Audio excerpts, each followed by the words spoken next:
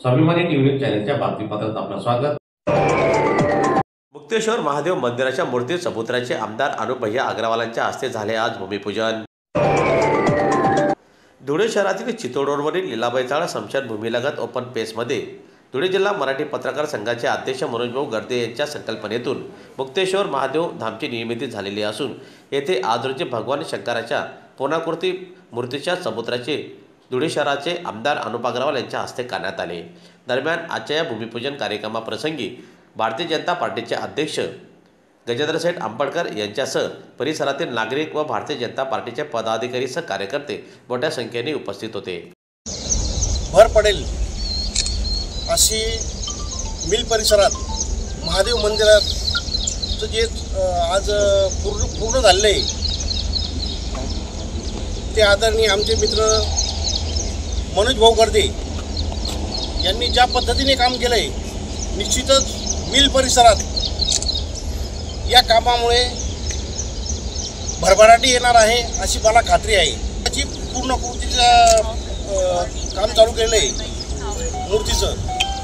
तर या ठिकाणी मी परमेश्वराच्या चरणी प्रार्थना करतो की नक्कीच या ठिकाणी ज्या दिवशी या मूर्तीचं काम पूर्ण होईल महादेवाच्या, त्या दिवशी या ठिकाणी आमदार अनुपभैया जे असतील ते मंत्री म्हणून यावे आणि मनोज दादांना परमेश्वरांनी भरपूर माल द्यावा, भरपूर शांतता द्यावी ही माझी प्रार्थना करतो। जय हिंद, जय महाराष्ट्र।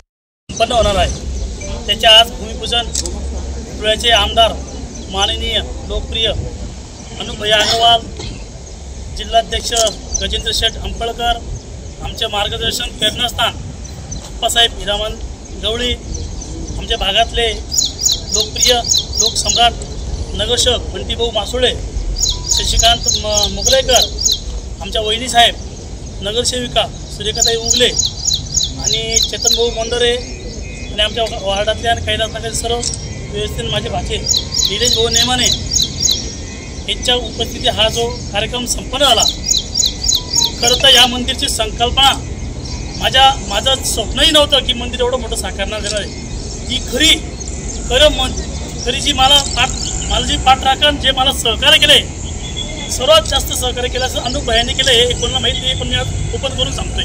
त्यांचे आणि चेतनभाऊ मंडरे या दोघांचे आहे।